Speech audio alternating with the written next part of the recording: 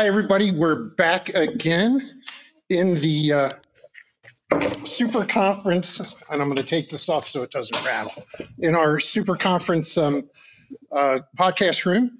And we are coming to you from Grapevine, Texas, since everybody likes to talk about Grapevine. I still only saw very few grapevines, but there anyway. are some, my brother.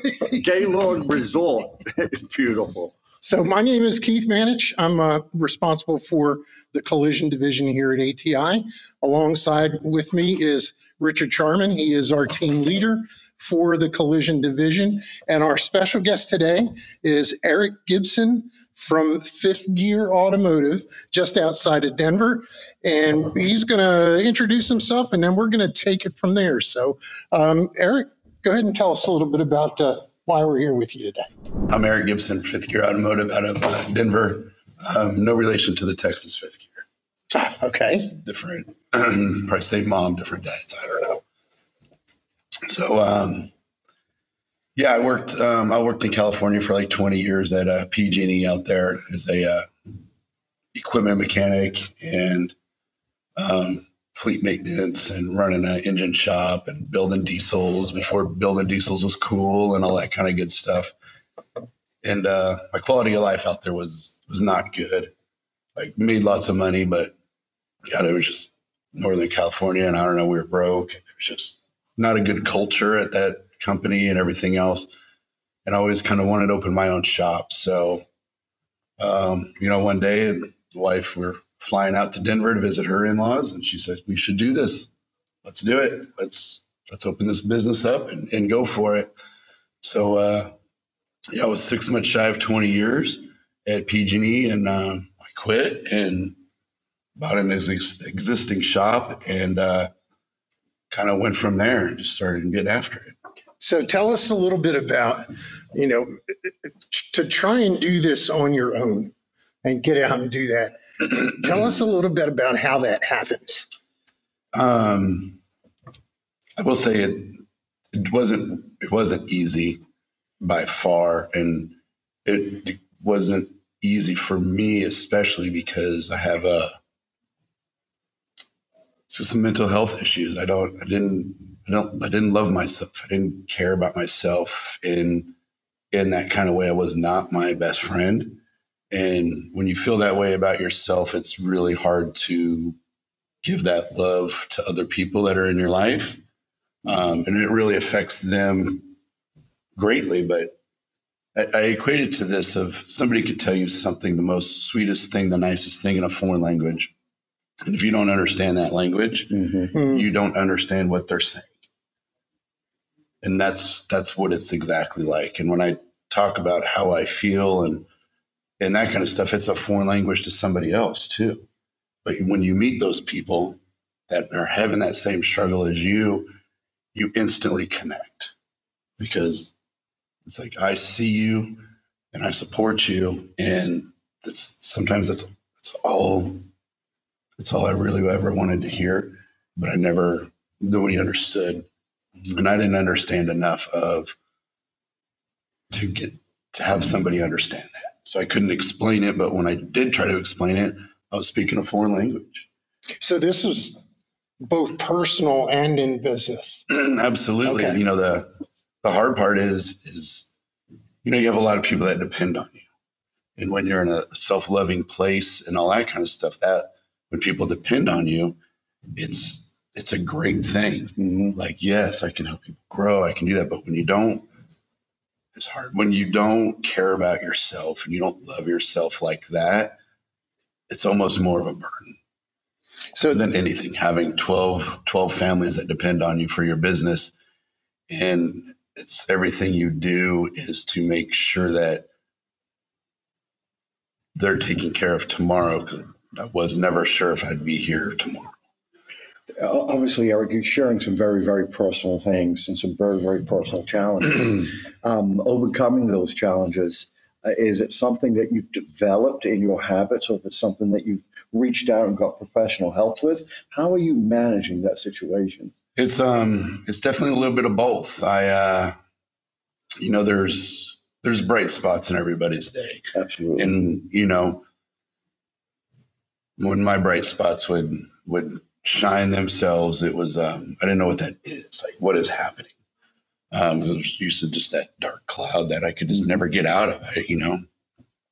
You always try to look at the silver lining of things, be positive. And, you know, it's that, and it comes in all shapes and forms.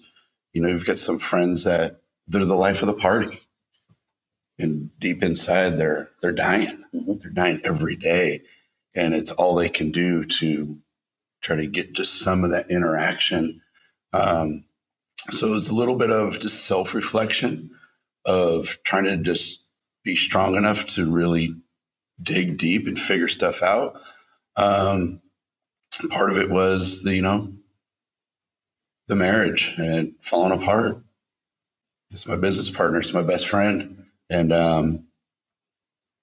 that part was super hard. You know, I love her to death, and it was not nice or kind for a long time. And I didn't know that I wasn't nice or kind. I knew, I'm not trying to pawn it off on that, but it's the only way I knew how to be.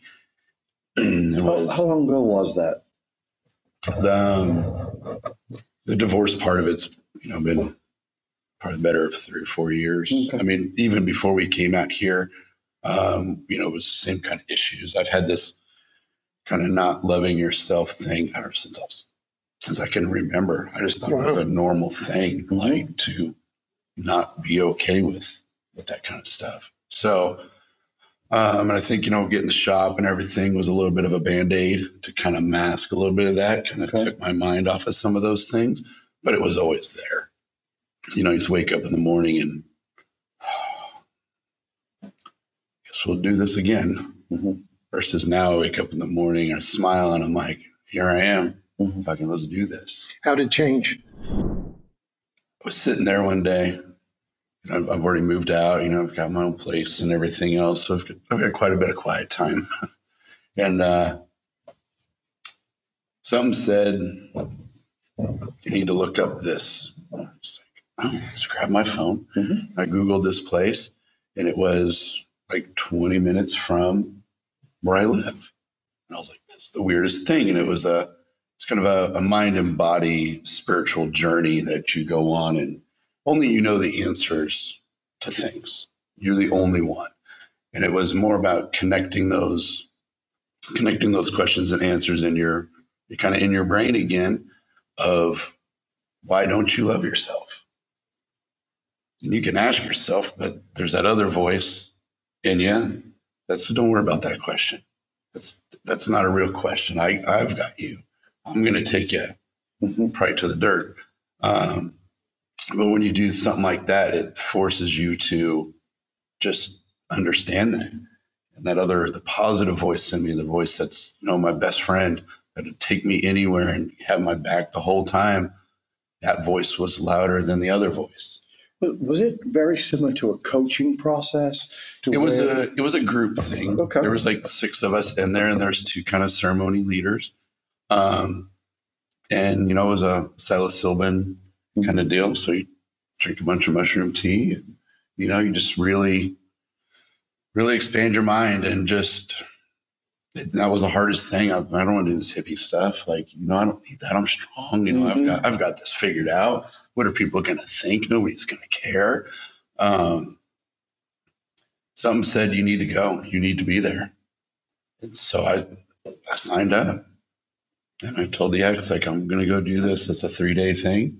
And just so you know where I'm going to be, there's no phones, there's no internet, there's nothing. They take all that stuff when you walk in the doors. There's no outside distractions. And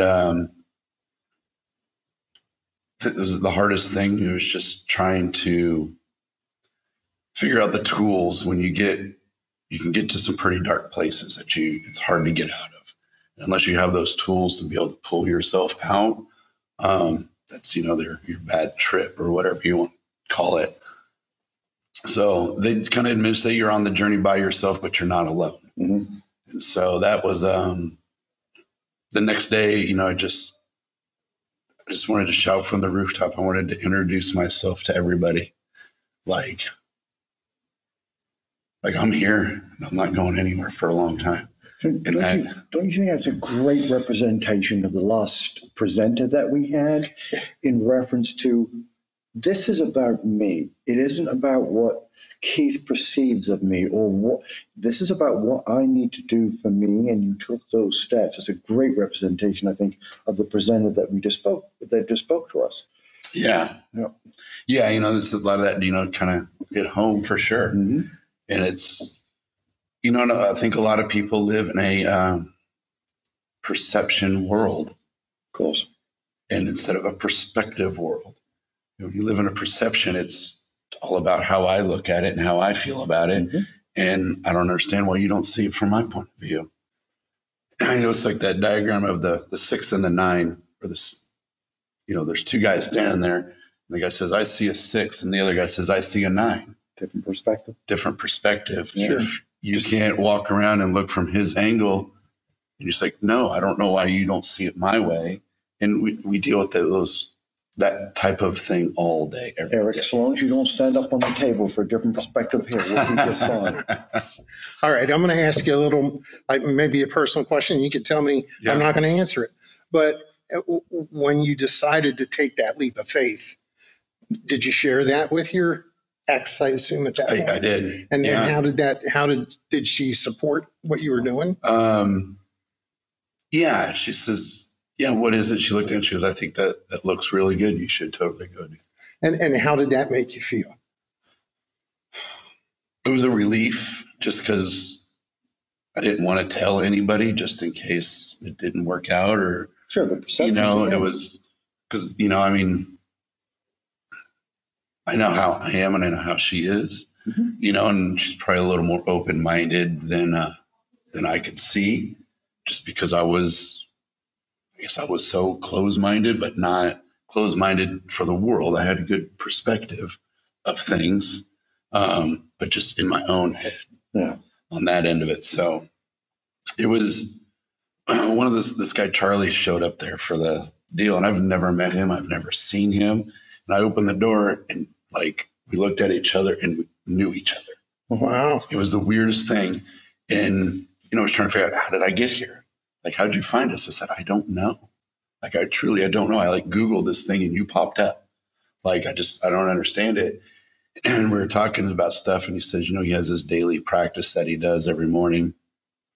Some days he needs all of that energy. Some days he doesn't. So the energy he has left over, he projects that out. Because there's people that don't have the tools to take care of themselves in that way because they don't know. And I looked at him and I was like, it was you. You brought me here. Mm-hmm. That energy you're putting out got to me. Now, he's from North Carolina, but he's been living in Tanzania for 10 years. Okay. And I don't know, he just got to Denver the day before. So I'm like, so all that energy came that far and I got it. And now you're here. And Charlie and I have been good friends, we're on that same wavelength with everybody else that was there, but I truly believe he brought me there. And however that sounds, I really don't care. No, it's whatever makes you feel. Because 6 months prior to that, if you had tried to have this conversation, I'd have been like, whatever, you take your magic stuff and you go somewhere else. About that. Here I am just. Energy is addictive. Positive or negative, and you just have to make that decision at that time. This is some positive energy that I can connect to. And on the flip side, if it's negative energy, we make that decision to connect to that. If I can back up just for a second to coattail one of Keith's questions here. Once you told your ex-wife that you were going to go through this group process, is the group process a standalone for you and then individuals that have the challenge or the opportunity, or was there a combination to bring in a significant other or another support mechanism? No, it's individual. Okay. Yeah, that's what, they take your phone and that kind of stuff. And I do think there in some other things that they do, there are couples that go. Mm-hmm. Okay. And whether it's to kind of heal their relationship or they're just on that same journey and they just want to be there too. So I met a ton of people like that okay. So Did you have specific takeaways or goals from the group, like we do with coaching, to be able to apply as you move through the rest of the week before your next session? Yeah. So, I mean, it was a 3-day deal, but it was actually like a 4-week process. All right. So like the first week, they give you a couple of books that are recommended reading, and you do a couple of Zoom calls with the people that are going to be in your group. You're just kind of getting comfortable with these new friends that you're meeting, and you have to be vulnerable. You have to put this out there for strangers. And, and the biggest fear that we all had was, I don't want to say that because I don't want somebody to judge me for it.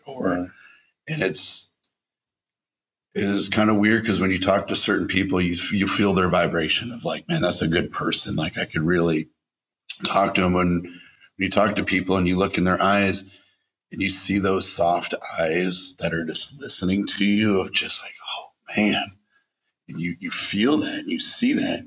And then when you don't see those soft eyes, you know it. I mean, that's the death stare. Right. But even on that, it's just, they may not be giving you the death stare, but it's just those eyes of like, cool story, bro.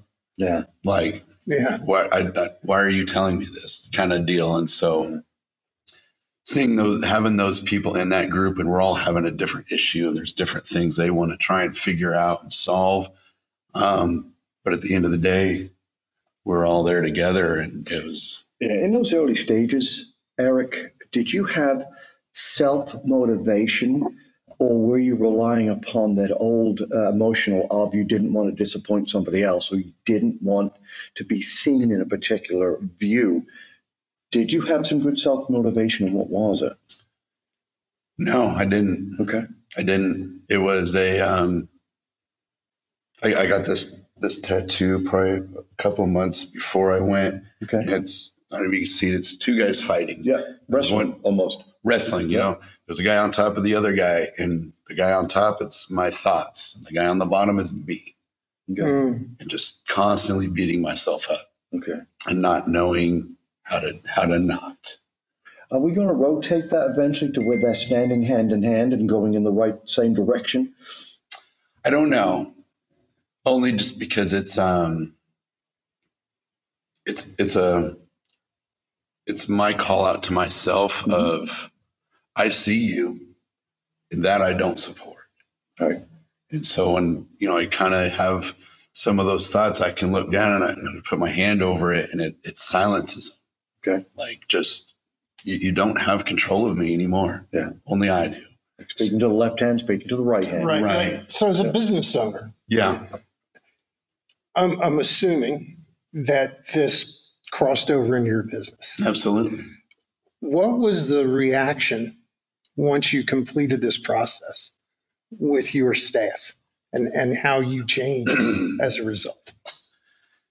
There had been a few questions, prior to just, are you doing all right? What's going on? And I'm like, yeah, man, everything's good. Just some stuff, like, don't worry about it. We're all good. Because I didn't want to give doubt to the shop, to those employees that something could be happening and they freak out and they leave or do whatever. Right? I didn't want to.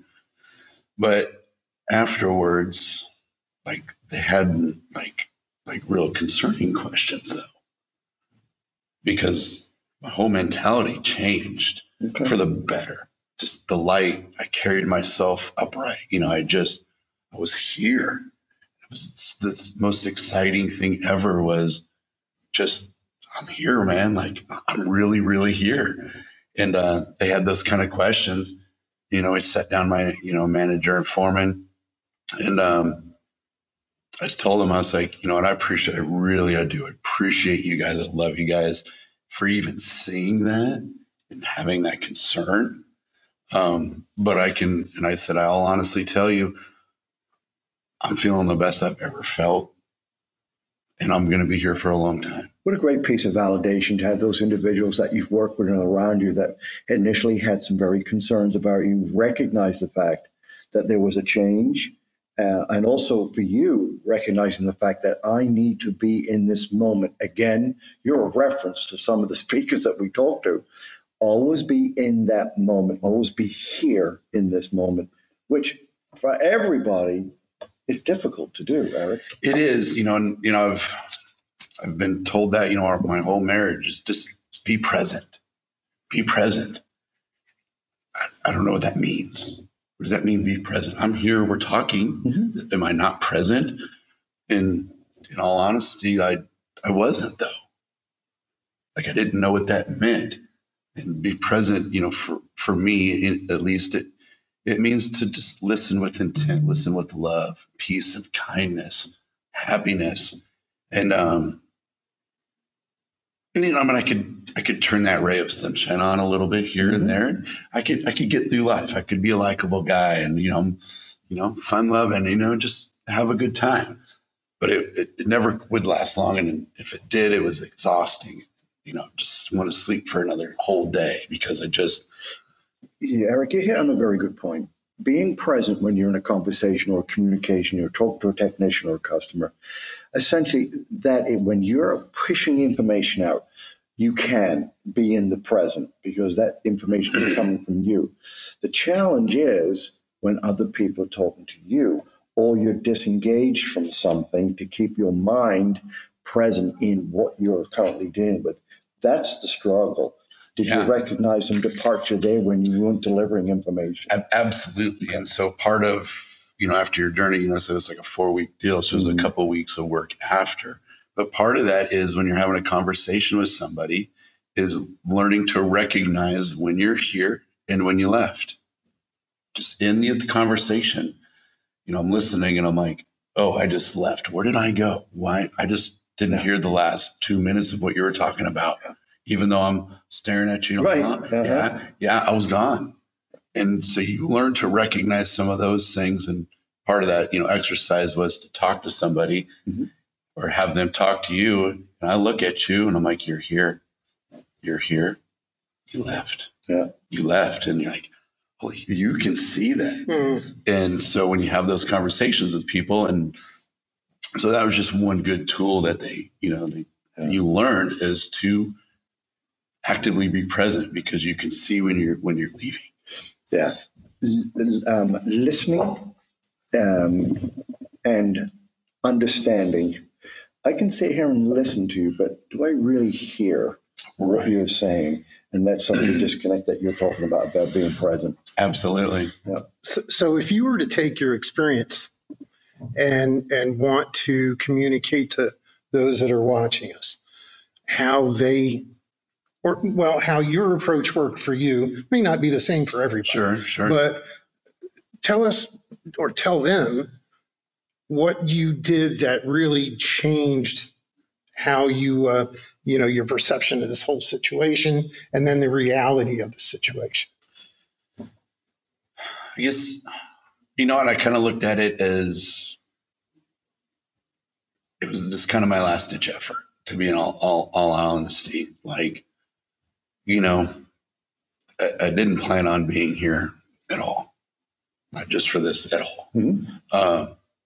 And it was kind of my last ditch effort of what else do you have to lose, man? Like, just go do it. If it works, it works. If it doesn't, you're in the same boat. So who cares? You got a free weekend. And so I don't know.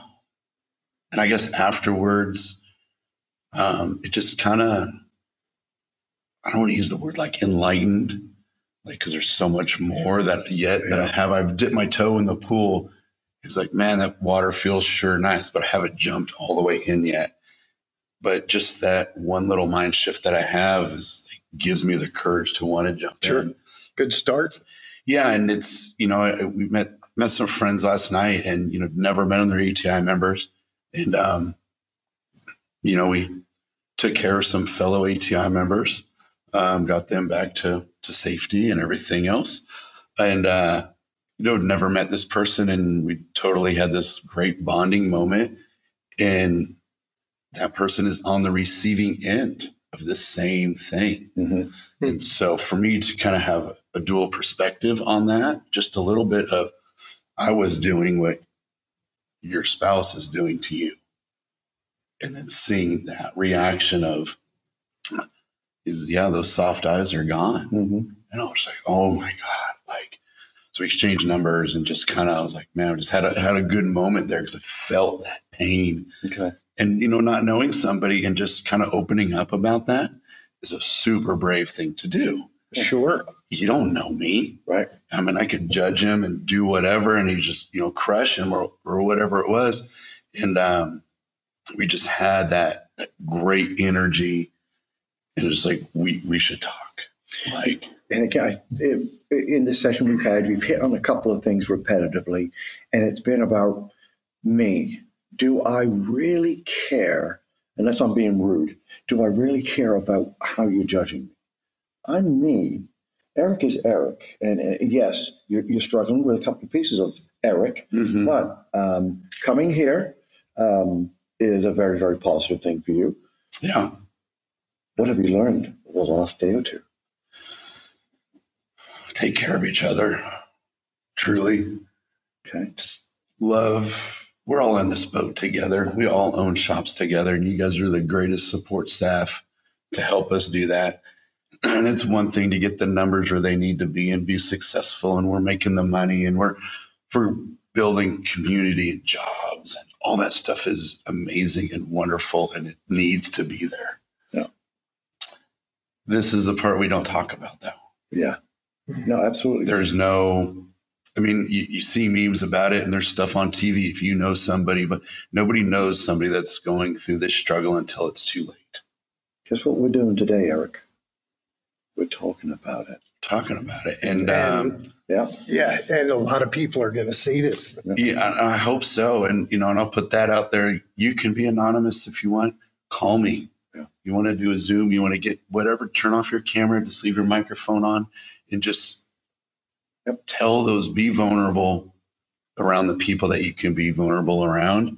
And then you can be vulnerable to everybody. Yeah. Because after a certain point, but I know there's more of us out there. Yeah. And it's all a process. It's a gains.